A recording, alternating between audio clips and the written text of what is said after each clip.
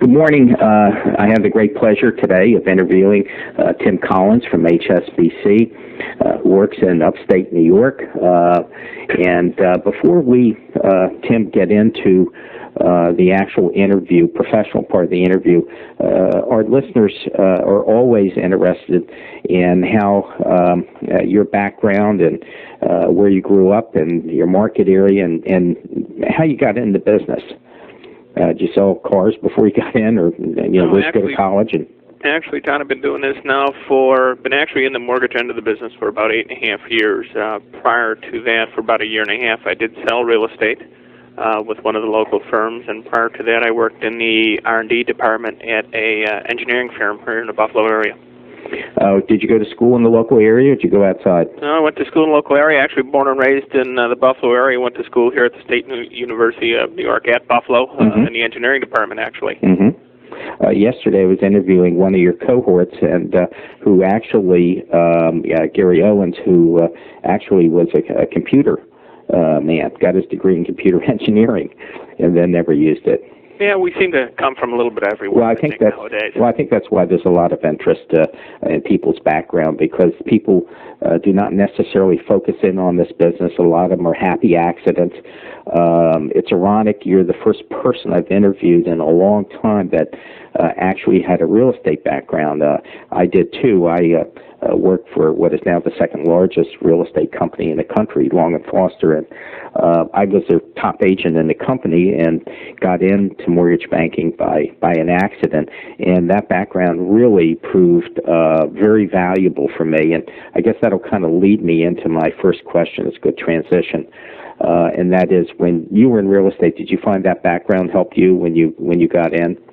Well, I found it very helpful. I think it's always nice to know what your customers go through as you get into a mortgage or into a real estate transaction. It's helped, especially with a lot of the first-time buyers that I've met, to be able to maybe help them and kind of explain to them as to what they're going to be going through over the next month or 2 month period. Mm-hmm.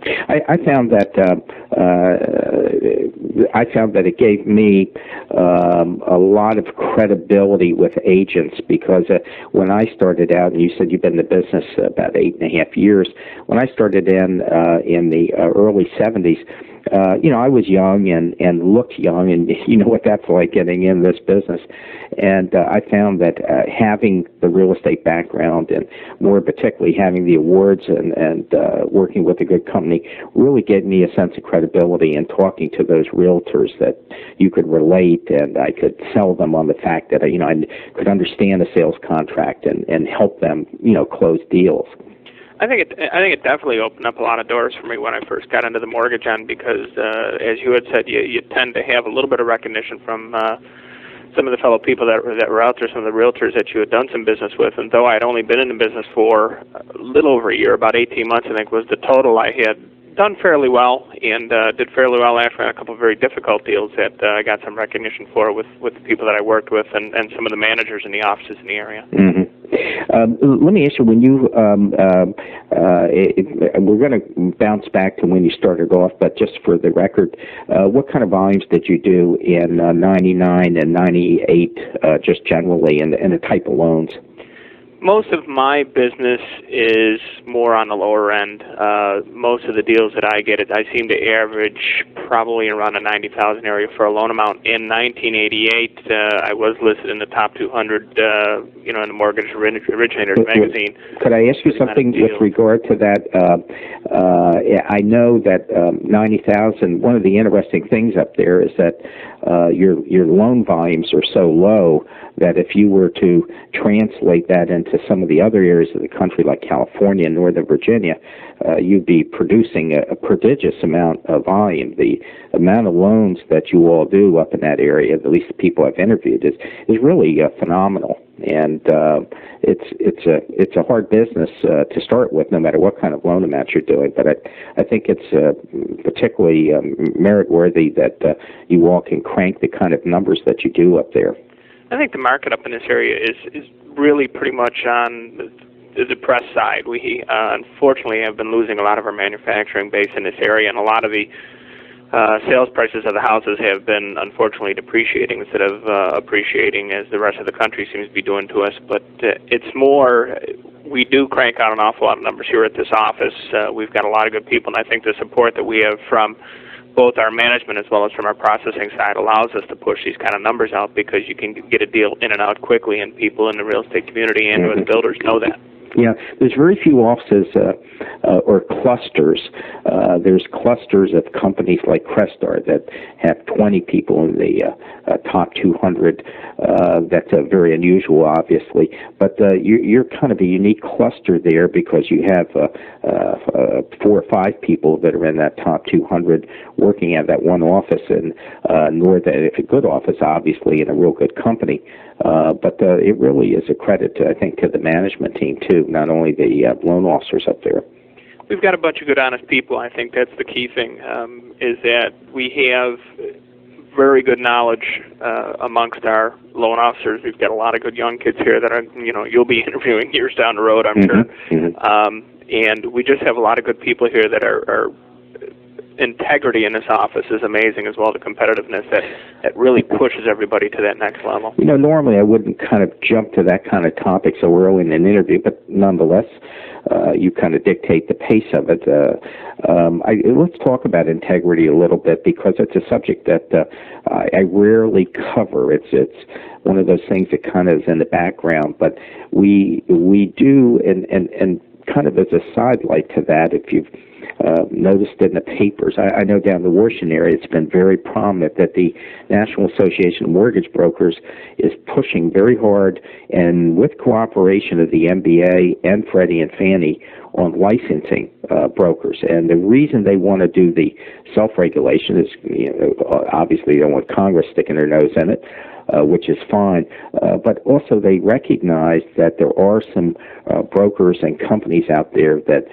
really, particularly the high-interest lenders, and that really are not operating in an ethical manner. And I think we are a business where your reputation is everything out in the field, but also you need that integrity of an office. And I just wonder, maybe this is a long question to get into it, but I wonder if you talk about that a little bit. I think our listeners would be very interested in that, especially the managers.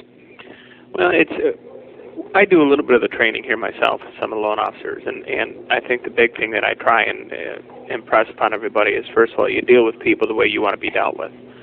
And there's no reason that anybody in this profession should be unhonest. It's something that is going to come back and haunt you. It's going to come back to haunt your coworkers, and it's not needed. And from the processors all the way through upper management here, the utmost thing that everybody tries to do is we always look out for the customer to see that he's getting the absolute best possible deal that can be done.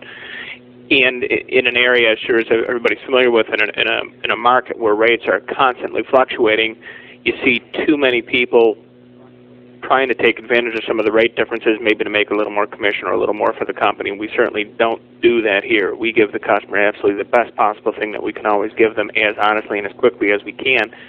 And I think all the loan officers I know, myself, and I know everybody that I deal directly with, that we strive to give the customer absolutely everything, but the best possible thing that customer can get from anywhere that he looks in business. I find this interesting. I caution people somewhere in my interviews that I'm not interested in discussing anything that's proprietary to your company, but I find this kind of interesting. I'm sure your company would very much like to get this kind of feedback since it's unsolicited. And I do think there is a point to be said for companies that do operate, and certainly the great majority do, but you need to operate in an ethical manner. I can certainly remember in the old days, before there wasn't as much paperwork and everything, where you get a package together and there might be a signature or two that you had left off and something, and without getting into it, it magically got cured and appeared and everything. And those are the things that can come back to certainly haunt you. There's no doubt about that. And I think it's just a lot of it just has to do with people just not doing the work completely. I mean, it takes you as long to do something wrong as it does to do it right. And when you're dealing with a customer that's going through the process of purchasing a home, and especially here in the New York State area, where you're dealing with the attorneys, and there's a lot of doubt and question in the back of their mind as to who's trying to put the screws to them. As you know, you get told so many times that through the process of buying a home, after dealing with the realtor, after dealing with the attorneys and the seller's attorneys, is that there's a lot of mistrust that's being built up. And I feel that a lot of times when a customer leaves our office here with any of our loan officers and myself definitely, is that the customer feels that there is at least one person that they can trust in the whole thing. And I found through the years of doing business that 4 or 5 years down the road, I'll have customers be calling me back looking for advice as to what they can do about maybe a problem that they have with their home or that they have with their attorney. And it's nice to know that they call you to trust you, that you can do that. Well, I think that's just another version of what goes around comes around, and that if you treat people properly and treat your clients properly, and the attorneys you deal with and the realtors you deal with, it can't fail but to come back to you in a positive way. And I'm not necessarily talking monetarily in terms of getting referrals. I think it's a good way to live your life without sounding too corny. There's no doubt about that. And the interesting thing is that you can list so many friends that you've made from being customers, and people that you now keep in touch with more on a personal basis, more so than a business relationship. Yeah, I agree. It's an awful lot of fun. Yeah. Let's kind of bounce back to when you were starting off. A lot of the new loan officers who will be listening to this, especially those that are struggling and having a bit of a hard time, I always find that's an interesting topic to talk about the early days when you were starting off and what you did to grab that measure of success, which you obviously have now. So why don't we bounce back and when you started, did you, for example, go after realtors, CPAs, attorneys? How did you get your business, and maybe some stories that didn't go so well for you, when you were starting? Almost strictly, I went after realtors. I started out working in our more rural areas. Obviously, as being a new kid on board, they're not going to give you the queen of the offshore immediately. So I started out working out in the sticks, so to speak, calling on realtors. And the first year that I was in business, one of the small firms that did quite a bit of business down in the southern tier area would have anywhere up to 100-some transactions during the year. I did 82 of those deals. I had 91% of their business. Wow. In the first year that I did business, and I still keep in touch with those people. The main thing that I've done ever since getting into this business was I set time aside weekly, to call on my offices to make sure that they see me every single week, if not once, maybe twice. And Thursdays is my traditional pastry run, where I take pastries out to most of my offices and see them. And it's amazing the amount of people that wait for you, that expect you. If you're not there, they call to see if you're okay. You've become a habit. It really has, and these offices that I do call on do have their own brokers built in-house to their firms. We'll get into that later, for sure. And it's kind of aggravating to those people that I get 50 to 60% of their business when they do have in-house brokers. But it's just a matter of consistently keeping your face out there. That pulls you through the bad times and certainly helps you grow out greater in the good times. But how did you get business when you started? Because first off, did you have any formal training, or it was, like most of us, they give you the book and give you somebody to tag along and, off you go? I managed, when I started, and how I got involved with this company was when I was selling real estate, I had referred most of my business over to the people here because they did a very, very good job. Ended up being the week of Thanksgiving, I was invited to a function that the bank was holding, got in conversation with, at that time, the president of the company, David Hunter, who offered me employment.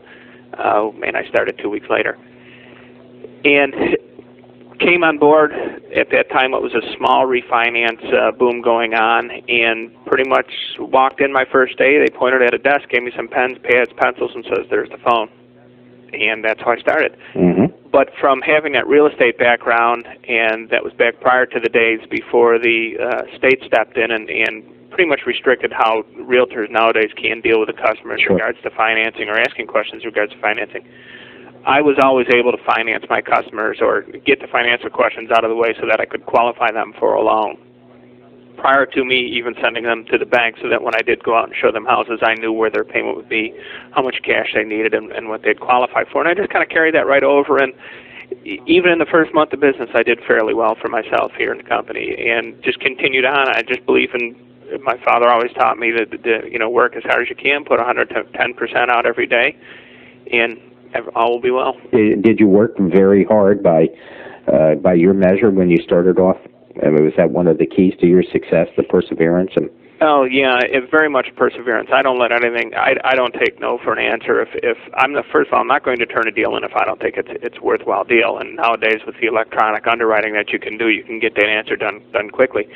But back then, I always thought that the deals had merit. I believe that the customers were telling me the truth when I would ask them the questions, and I would always push and pursue a deal, even if it was way outside of maybe what I should have been doing as a rookie at that time. But I would continue to push and wouldn't accept no for an answer until I got the deals put through, and continue to do so. And all the people that I deal with, acknowledge that, if it's a hard deal, that I'm going to do absolutely everything to get it through. But I think I firmly believe you have to stay totally in front of all your customers at all times, whether that be attorneys, CPAs, and or realtors.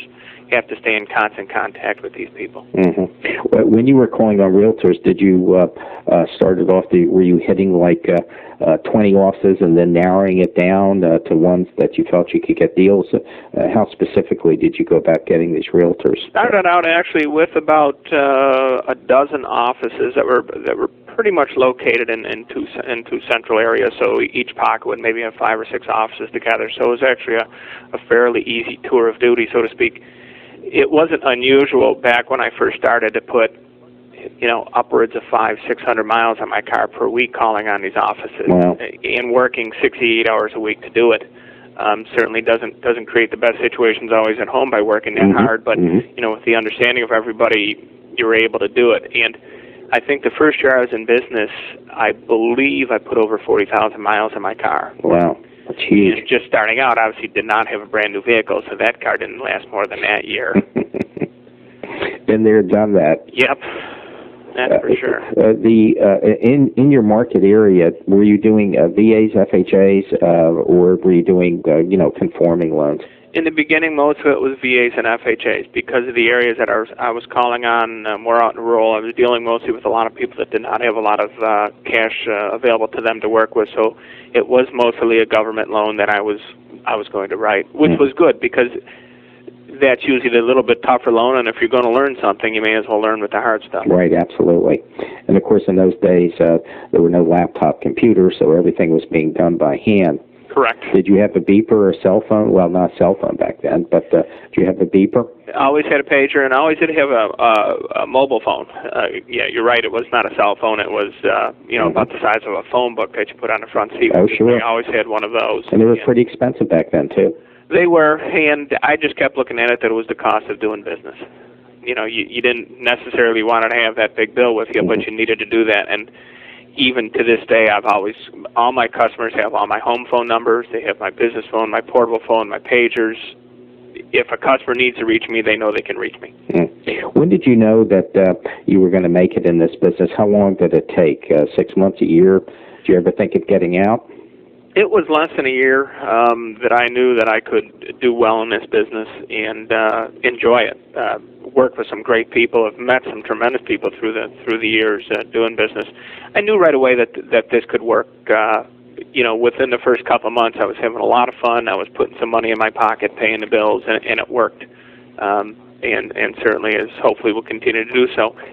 And haven't really looked to get out of the business. I've had a few opportunities presented to me to leave the business. Haven't exercised any of those options, and really haven't looked to get out of this. How about I'd like to talk about a couple subjects that are near to my heart. They're not necessarily comfortable subjects to talk about, but I think in view of as a training vehicle for those listeners out there, I wonder if you talk about how you handle rejection, because it is a rejection business, and also how you handle stress in this business, because there is a lot of stress in this business. Yeah, there's no doubt. Rejection and stress are two of the unfortunate evils that are associated with. In the rejection standpoint, I'm not one that likes to get rejected. Obviously, as any of us, any in a sales business, do not like to get rejected. I feel that for you ever take it personally? Pardon me? You ever take it personally? I always take it personally. That's the only way to me, anyways. That's the only way that you can overcome it, because it may have been something that I did wrong. lose a deal or to get a no from somebody. If it's rate based and generally in this area it isn't, I can understand that. But if I get a rejection, I just get two acceptances out of it and just push even harder. Mm-hmm. What about stress? This is a stress business. You got a home life. The hours can be insane, and more importantly, this is a business of managing problems. And it's the old saying: "You're only as good as your last deal." And when something crashes in this business, because there's so much on the line, you got a moving van on the way. Things get very serious very quick. And just wonder how do you try and handle that? The stress in it is certainly not easy, and it's I think harder on those around us, those that love us, than it is maybe on ourselves. I think our family takes it a lot harder than we do when Dad isn't home, or Mom, if that be the case, isn't home in time for dinner or for whatever function. And I think the big thing is being very open with family and spouses. To know that they know what your job is and that they know how long it takes you maybe sometimes to work and get a deal done. From the stress point here in the office, I try not to let it bother me too much, and I just try to realize that if something does go wrong with a transaction somewhere during the day, it's not going to lengthen the time of my workday, because my workday is done when I'm over with it. So I just look at it that if it takes an extra hour or two to get something accomplished, if you have a problem at a closing, you need to run docs around or whatever has to happen, it's not lengthening my day because my day doesn't have a set time period. Mm-hmm. And I just try and put myself in the people's position as to, if I think it's stressful for me, what is it for them? And this way it makes it a little bit easier for myself, and it makes me feel a little bit better, especially when you can get be a big hand in getting it cured. In looking back, you started, you say, 8.5 years ago approximately. How has the business changed? And by that is just maybe a prompt or two in terms of pricing, in terms of loyalty, and also in terms of the way you generate your business. Have you shifted away from realtors to some degree and gotten, as someone said a couple of days ago, outside the box and working with attorneys and CPAs? How has that transition taken place in your personal life? Well, professional, of course. Business has evolved itself as I think the realtors are tending to play a little bit smaller role in this whole business than they did years ago. Mm-hmm. Obviously, because of the advent of the various for sale by owner outlets that are available in each and every market, as well as a lot of people just doing things themselves, marketing themselves. Certainly, the internet and the various advantages in the electronic advances we've had in electronic media to help people sell homes has certainly taken some people out of the business. Myself, I feel that in it more because of the time that I've spent, more because of the contacts I've made, I do get much more referral base coming from attorneys and CPAs and very specific contractors. But I've never lost touch with the realtors that I've done business with. I've shifted areas. I don't call as much in the rural areas anymore. I do call more around my home area is where my offices are now located. Mm-hmm. But those people are still very, very important to my business, and those are the last people that I'm going to let go. I don't have a problem driving 150 miles to get a $40,000 deal. Well, okay. I mean, that's my work day. And $1 is always more than none.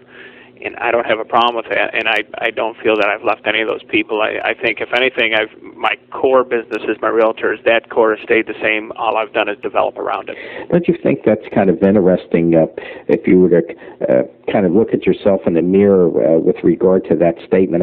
I think there's applicability here for those loan officers out there who want to do everything the easy way, who want things close, and that's not the way our business is. There are times we have to not only work late, but you got to work on Saturdays and Sundays, days you don't want, have to travel enormous distances sometimes to meet a client.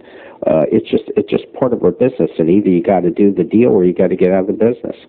Oh, exactly. So I've taken a mortgage at my home Christmas morning. That was a neighbor. I've taken deals. I actually took a deal during Thanksgiving dinner when the gentleman's wife was preparing dinner. That's putting yourself on the sword. I think she wanted to, but that was when the customer needed to be met. And they are the customer. I am not the customer. So one of the things that I try and emphasize to people around here is that if your customer wants you to meet them at their house at 9 o'clock at night, that's when you meet with the customer. They're the ones that are making your money, and they're the ones that should be dealt with and treated as if they are the customer. And it's amazing that how many people do comment that, oh, you'll actually come to my house? I don't have to take time off from work? And you feel like telling them, why should you lose money so I can make money? That doesn't make sense. Mm-hmm. I like that phrase. That's a good one. When you're dealing with realtors, I'd like to talk a little bit about the psyche of realtors and how hard it has become. And I think it's kind of universally acknowledged that it's much more difficult dealing with realtors today. First off, there's not the same sense of loyalty. Now they have to give out 3 names. In the old days, they could just steer it to their buddy. And also with the rise of the internet and the fact that a lot of these prospective purchasers coming into the realtor, they're already fairly educated and have already started to search out rates and other vehicles. And so my question to you is, in that environment, how do you deal with your realtors in that, it's just not the same as it was 10 years ago? No, it's not, definitely. Some of the big offices that I deal with, and almost every office has a sales or a listing board that you can always take a look and see who is doing the business, so you know who to contact. My core of realtors, I think their customers are probably 90% loyal to me. I seem to get about 90% of their deals, irregardless of the pressures that may have been mounted onto them. They do definitely give all their customers 2 or 3 cards. You always hear the customers say that, but I think the strength of our organization here and the strength of our reputation, not just from our sales side, from our processing side, but has kept most of our people extremely loyal with us. And I don't have a problem with, if I look at a listing board or sales board, I know all these people, they're all my friends, to come up and say, hey, where'd this person go to and why? And if you find out that the answer to the question why is because of something that somebody may have offered them differently than we're going to, then maybe you have to step back and take a look from a corporate level and see how we can adjust that so that doesn't happen again. I like that a lot. You're the first one that has raised that one. It's not a typical question that I would ask, but I think there's a gem here from a sales standpoint in being able to go to the realtor and ask him why you didn't get a deal, in a very positive manner. I mean, realtors do not like, in-your-face type stuff, but I think that kind of feedback is very valuable. Well, I think it's important, and I would expect it if I was in their shoes. If I was fairly loyal to somebody and somebody went somewhere else, I have no problem telling somebody why something was done, whether it be good or bad. Certainly don't do it to insult anybody, but if there's a reason that you're not getting a business because of the way somebody may have done business with a previous customer and or because something that you may have done to them, it's certainly better to know why than not to. Mm-hmm. Unfortunately, I've had situations where a realtor tells me, well, you didn't give this customer this, or this customer needed to get a little bit of money back at closing and you wouldn't do it. No, mm-hmm. That's not the way business is done. It's not ethical. I'm not going to do it, and I will never do it. Mm-hmm. And if you can't bring your business to me because of me being honest and you not, life's tough. I'll go find somebody else. Mm-hmm. And I don't have a problem telling somebody that, and unfortunately have had to do so. That gets a little bit into pricing.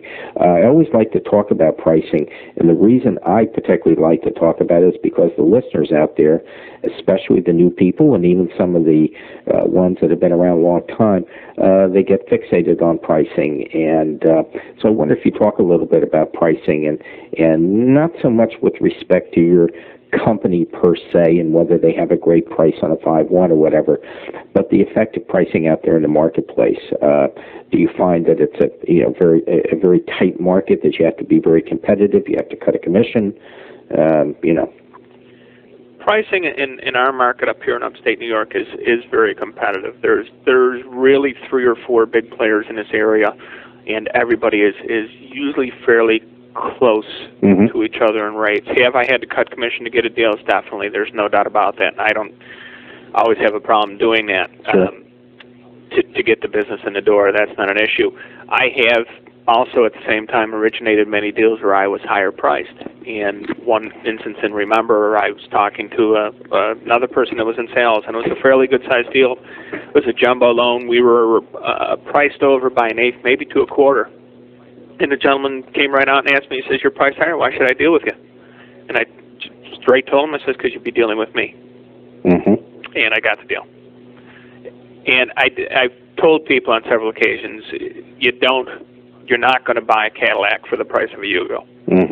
And if you want the best, you sometimes do have to pay for it. If we are priced a little bit on the high side on a certain product, that's sometimes the cost that you pay for expertise and professionalism and the all-around service that you're going to get from us. I think the point there is that for those listeners out there is that you really have to sell yourself and you have to sell your company. They have to believe that there's value added, and that's a term that a lot of loan officers they've never heard that word, value added. Where is that? But in business, it's the core of a business, and it's the core of a company's success. Because if you can't bring value in any step of the process, then you're not going to have a company. In the same way, I think when you're dealing with realtors and with people, prospects out there, that you have to bring value, and value is not necessarily just price. It's a hard lesson for people that are new in this business. It's a real hard lesson. No, that's very true, John. I mean, you and I, when we go out and shop for something, it's not always the price that leads you to that specific item. You need to know what you're buying. It's obviously very easy to find when you're buying something that's right off the shelf, right in front of you. You can see what the product is made of, what materials are in it, how long it's going to stay in there and be with you if you buy this product. But when you're buying a mortgage from someone, you don't have that ability to see exactly what 15 years down the road, what is my return on this investment that I'm getting from this person.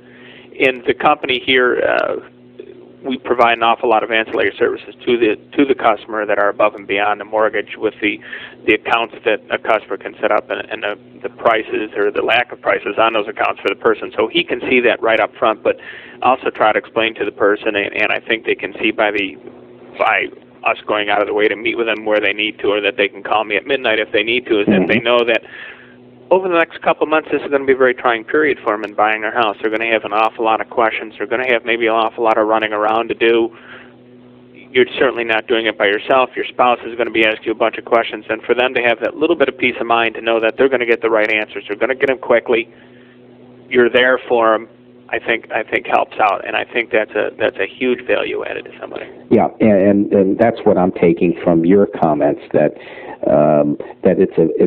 it is a value added business. It's a service business, and if you can't provide service, and service sometimes means taking a loan app at 11 in the evening, or taking a loan app on a Sunday, if you cannot provide that service to the client and to the realtor, you're not going to be in business very long. That's very true. You have to, especially in this market as competitive it is, and now the fact that most families are two-income families, if not 2.5 incomes, some people working more than one job, you can't expect them to take time off to meet with you. You have to go take the business to them, and I find it to be enjoyable. I get out of the office, I get to see what people's homes are like, I get to meet their families. It's enjoyable, and I don't have a problem doing that at all. Yeah. To tie that particular bow together, let's talk about a phenomenon that's risen in the last 5 or 6 years, and I think it's going to get more pronounced as more alliances are made in businesses, and that is the in-house loan officer. When you're talking about a service level, I mean, one of the reasons that some of the in-house loan officers do well, and not everywhere, but is the fact that they're there all the time. Once again, offering service, and if you're not going to be able to be there, how are you going to get the business? That's very true. How do you compete against them, I guess is where I'm headed here. In the offices where they do have the in-house loan officers, I compete with them. It's more from a reputation standpoint that tends to precede me, and I sometimes feel sorry for some of these people that when there's a meeting or an office presentation going on by this loan officer, I always just kind of happen to pop in during that time, and 40 to 50% of the people walk out of the presentation, come over and talk to me. I like that. I like that a lot. Well, you got to put the little twist into it every once in a while. And the thing that I find is that the offices that I go to is when they do have an in-house loan officer, those people definitely know who I am and recognize who I am, and it's nice to walk in and watch people walk away from me. You kind of feel sorry for them a little bit, but they chose to work where they chose, not me. And it's my reputation always precedes myself on a deal, and the effectiveness that we get a job done. Most of these people, they have the in-house loan officers. Obviously, they're a broker. They're not a banker. And I always tell the customer, I says, you didn't ask your neighbor to go find your house. Why are you asking somebody else to go find your mortgage?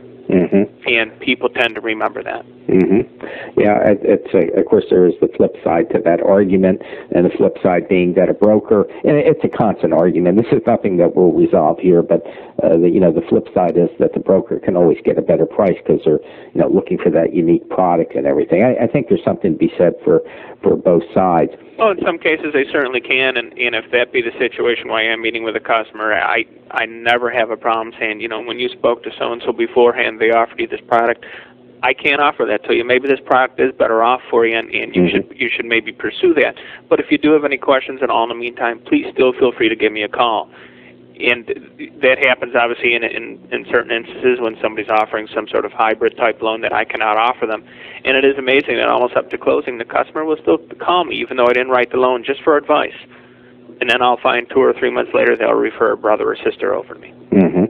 What advice would you have? You were talking about how you've built a well-earned and hard reputation over the years. These things don't come easy. But what advice would you give to the new loan officer that's been in business less than a year that has to get out in that same environment and compete against you? What advice would you give them to compete against you? Don't. No. Yeah, but beyond that, come on, cough it up. I think the big thing that I recommend to anybody that I train and anybody that I meet is a couple things. One, it takes you as long to do it right as it does to do it wrong. So be very efficient in every piece of paperwork that you complete and fill out, because a month or two down the road, if you have to access that loan and look for information, you're not going to specifically remember what a customer may have told you. Make sure you have notes on everything that you do talk about and on every situation. Make sure you document absolutely everything that you can. Secondly, the customer is the customer. We've all heard the old saying, the customer is always right. Even if they're not right, they need to think that they are, and you need to always try and work out a situation so that they're very comfortable with the answer that they've given. May not be the answer that they wanted, but you always try and make them feel that they are comfortable with that answer so that you don't have any policy with that. And also, and the key thing is to be accessible. If somebody needs to reach you, if a realtor needs to reach you, an attorney needs to reach you, you just can't leave an office phone number. That doesn't work nowadays.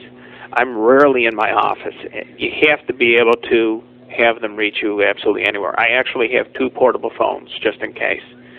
I have the pager, I have 2 home phones, and they're all on my business card, including my email address. So if somebody needs to reach me, I know that they can, they know that they can. Mm-hmm. And that makes everybody feel just a lot more comfortable. And lastly, treat people as you want to be treated. Be honest to them just as you want people to be honest to you, and that'll all come back. It's funny. I just as I was thinking of a war story for myself. I think that has applicability here, and that is I remember years ago when I was in the business. I can't remember how many years I've been in the business. I do remember I was at a movie theater in Northern Virginia watching the movie Coma. And in those days, the beepers were not sophisticated. There were no liquid displays. You could get a high beep or you could get a low beep, and the high beep you set aside for your family, and the low beep was for a client. Then you call into your service and get the number. It was a big pain at that time. But I'll never forget, in terms of accessibility, when I knew that was a valuable tool when I got beeped 2 times in the middle of Coma, which was a pretty suspenseful movie. Went, damn, got up, went out, put my quarter in the thing, or a dime, whatever it was back then, and called. And after the second call, I'd walked back in, and I had made $900. Mm-hmm. In the process of watching a movie. And the reason is that they were calling. They had people there. They wanted a quote. I gave them the quote, and they said fine, and made the appointment and went back to the movie. And, it was like $900, and it was just an incredible thing to me that here it is, this little stinking beeper that you paid about $200 a year for, made me $900 in an hour. great little investments. If you could get a return on equity and anything else nowadays, except for an internet stock. Right, the internal rate of return on that's pretty high. Obviously, you're a pretty busy person, and you're very accessible. And that, of course, leads to something that I think is very important for even the old veterans out there, and that is, how do you specifically manage your time? You've mentioned the fact that you have a couple cell phones and a couple beepers, but beyond that, in terms of processing loans and support help, and do you set aside days to do certain things? How do you manage your time to raise your productivity? I guess my average work weeks are probably 60 plus hours. I try and get into the office between 7:30 every morning, and usually the first hour or so in the morning I'll go through my pipeline, take a look and make sure that all the dates are still doing fairly good. If I know a customer is getting ready to close in 2 weeks, and I try and stay in touch with my customers as much as possible, I'll go through the file, make sure that everything is ready to go so that there are no little hiccups happening. Luckily, we're blessed here with a very good processing staff that supports us tremendously. From the standpoint, I hear a lot of other loan officers cry all the time about how much time they have to process a loan. Really don't have to do that here because we have a real good group of people. And I also know that the package that I put together when I handed it in is pretty much a loan that's ready to be authorized to close as soon as possible. Mm-hmm. During the week, I put specific times out I block off my schedule specifically to go meet with customers. You do. To go meet with my realtors. I stay in very close contact with my attorneys and CPAs through a networking group that I'm in, but as well as on a personal basis, I make sure that I stay in touch with everybody, whether it be out golfing, going to a ball game, whatever can be done. I make sure that I put that aside so that those people are met. And it's important because they feel important, create some great relationships and a lot of fun, and makes time go by. When you manage your blocks of time like that, do you find that there's times when you just have to break it, when there's just calls coming in? I mean, is it hard to maintain this kind of time management? Not when it becomes as much of a schedule as if you've been doing it for 8.5, 9 years. As I said, on Thursday mornings, pastry morning, I've been doing that for 8.5 years. It's now my time. That it's a nice time for me to kind of relax and blow off. There are times, obviously, a meeting or something may interfere with that, and sometimes if that be the case, I actually have the pastries delivered to some of the offices. People get a kick out of that, but it's my way of them knowing that I was there, even if I wasn't. I think I'm going to read between the lines here and make the point that you didn't, and that is that while you have to be flexible and you have to give this incredibly high level of service, you also have to control the deal. You have to control that client from start to end and control that realtor. Otherwise, it just all kind of frays at the seams and flies apart. Oh, there's no doubt about that. I mean, I think you have to be in a position to make the call at all times. And I don't know if it's strictly a control type of thing, but ultimately I think they always know that you're the one it's your board, it's your game. And it's a little bit easier to enter into a transaction or enter into a deal with somebody when those rules kind of already been laid out before them. Another comment that I would make too is that about 8.5, 9 years have passed since you got into the business, and I think this is probably not too much of a problem anymore, but realtors can be, at least this is John Ondrich's opinion, a very controlling group. And, there's an old saying about, what heads down the wall, the barn door. And realtors, in my experience when I was younger, starting off, they really kind of looked down on loan officers, and at the same time they needed them. And it always kind of struck me how, maybe cruel is too deep a word to use, but how realtors can be very insensitive to loan officers and casually throw deals around and not call you back, and That always bothered me when I was young. As you get older, you learn to control that situation, and I just wondered if you would comment on that a little bit. You're an old pro now, so it's not a problem, but maybe address this towards the younger people out there. You had to throw that word old in, didn't you, John? Yeah, right. Well, I'm a lot older than you, I'll tell you that. How old are you, anyway? I'm going to be 41. Oh, yeah. Geez, I'd sell my soul for it. Yeah. There are a lot of people that you do tend to deal with that are exactly the way that you've kind of described them. I've got a builder specifically that I do some business with, as well as one of my realtors that I do an awful lot of business with, appears that way. And when I get those deals from that people, or when I get a customer that deals with those people, first of all, I always tell my customer how great I think the realtor or builder is that they're working with. That usually gets back to them. Mm-hmm. But I tend to even push that to a little higher level when I'm dealing with somebody that's very difficult. But I think the key thing that I always also do when I deal with some of those specific people is I have I don't want to say a team, but it is a specific group of people that is put together that are only going to handle their transaction, whether that be the appraiser, the bank attorney, the processor, but it's the same people every single time. So if you do have a very difficult customer to deal with or a very demanding customer to deal with, it's the same people that are playing with them,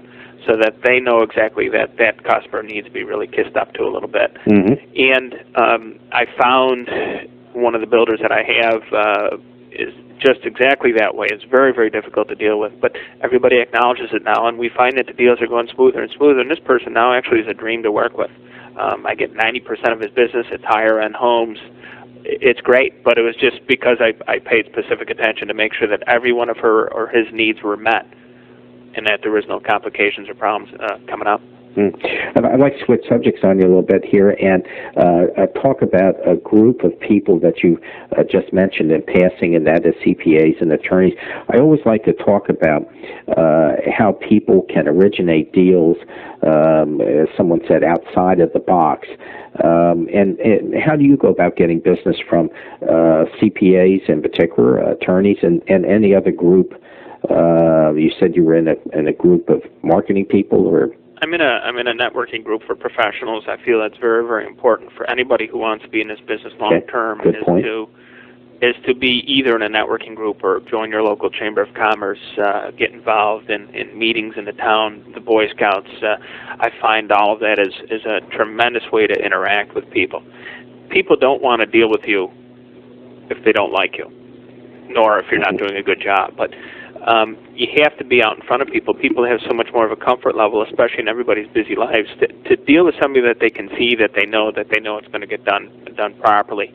A couple attorney firms I get an awful lot of referrals from because we do a very good job with them, but also they know that they see me, they meet me, they know me, I'm accessible to them. Do you go to settlements? Pardon me? Do you go to your settlements? No, I don't. Okay. I have gone to a few on occasion, but no, I generally do not, though an awful lot of times I will send cards or something out to the closing attorneys to give to the customer at the closing. Okay. As my way of them knowing that I'm there. But actually that's something that I thought about doing is starting to go to a few more closings. Unfortunately, in the New York State, the Western New York area, closing is a 3 or 4 hour deal. Oh, it is. Mm-hmm. It's not you wish it was nice, quick, and smooth, but it's not. And so it is tough, obviously, if you're closing, 20 deals a month, to put away that much time to do that and still be effective, because next month you're not going to close. Do you have escrow agents up there, or settlement attorneys do most of the business? Attorneys. Attorneys exclusively? Pardon me? Exclusively? Exclusively. Mm-hmm. Though some of the bank attorneys that we do have here are very flexible also. Those are some of the people I get some good referrals from that actually will go to a customer's home and or builder's office to do a closing. Again, that's taking the customer service to the customer. And that has been a tremendous help for me in opening a few doors when I've needed them open. The CPAs, obviously, there's a couple CPAs that I do some work with that do a very fine job, and if I can, I'll refer a customer over to them if possible. I have no problem giving somebody a card, giving a customer a card to somebody that I know does a very efficient job, because that just helps that customer out even further. How did you develop that business, the CPAs and by extension the certified financial planners? How'd you go about getting business from them? It more, I think, became part of some of the people that I had done business with, some of the CPAs that I would have some work done with, or financial advisor that I myself would do my personal work with. And if it worked, we'd create a little group there. But in other cases, I think if you're dealing with somebody who may be self-employed, and to help that customer out, to call their financial person and say, geez, I need tax returns from Mr. and Mrs. So-and-so. If you have them, could you fax them over, and/or I'd be happy to come and pick them up from you. And a lot of times, if I deal with one or two deals with a specific financial advisor, next time I'll do something, I'll send them on a card. Maybe I'll put in some baseball tickets or a car wash coupon or something to them, thanking them for how quick they were able to get the information to me. And people just tend to remember these little thank you cards and these little notes that you send out. They do. In the talks that I've had with and during the interviews, it's amazing the little things that prove to be effective. One of the ones that keeps coming up, and I have a couple of interviews coming up where I've already been told that they use this technique a lot, is the magnetic cards and signs that you can put on your ice box. It is so small, it's something you wouldn't even think about. And I was interviewing somebody down in the Northern Virginia area not too long ago, and she was telling me she gets an incredible amount of business by giving these things out where that name is in front of them. Well, I think that's the key thing is having your name constantly in front of them. I do it through desk calendars or desk blotters where my name's on it. If a realtor is not at her desk and somebody calls in, she gets a call, she's talking to a customer, she'll say, well, you can call, there's his number again. I have upwards of 500 desk calendars printed up a year. I give them to my customers. I mail them out to people. If I go to my doctor's office, I throw a couple in there. They tend to be everywhere, and it's amazing that you finally do meet with a customer and say, boy, I've heard your name from a couple of people. And it's because I've thrown these cards out everywhere, and you tend to see them, and it's just having your name and number constantly in front of them that I think eventually does kind of blend in. Well, you say eventually, from people that have stuff on grocery carts and Safeway and Giant and some of the other stores, some of these things are very hard to measure. But the fact of the matter is, if you do it enough and you keep handing those cards out, and this is my point to our listeners out there, if you keep doing these things do come back in their totality in getting the number of calls and the number of deals from doing what seems like very simplistic things. You don't always have to be very high-tech to get business. No, you definitely do not. I mean, the more that your name and business can be seen, company can be seen, the more it's assimilated into everybody's personal business. I race on weekends as a hobby. I have a race car, and I've sponsored race cars for a couple of years, and I get anywhere from 10 to 15 deals a year out of that. Really? Mm-hmm. What kind of cars do you race? I drag race. I have a 65 Nova and also have a 48 Austin. Wow. And it's a lot of fun. It's a good group of people, but the amount of business that you obtain out of it is phenomenal. I think that's a point there, too, that these groups, whether you're in a soccer group or, as you say, in a racing group or in a marketing group or whatever, it's a question of networking through the community, and not only that, letting them know what you do for a living. Exactly. The good thing about this company is you have fun working here. You have a lot of fun, but you're proud of your job. You're proud of where you work. And if people see that in you, that you are happy where you're working, that you are proud of your whole situation, they know that you've done something right. They're going to feel comfortable with you. Right. And I think that's a big thing of getting your name out in front of people, just showing that pride. Right, exactly. Well, look, I think I've taken enough of your time here. We're about out of time. I wanted to thank you very much for taking your time, Tim, to talk to everybody, listeners out there, and certainly appreciate it. Well, John, I want to thank you for the availability to do so, and it was very enjoyable.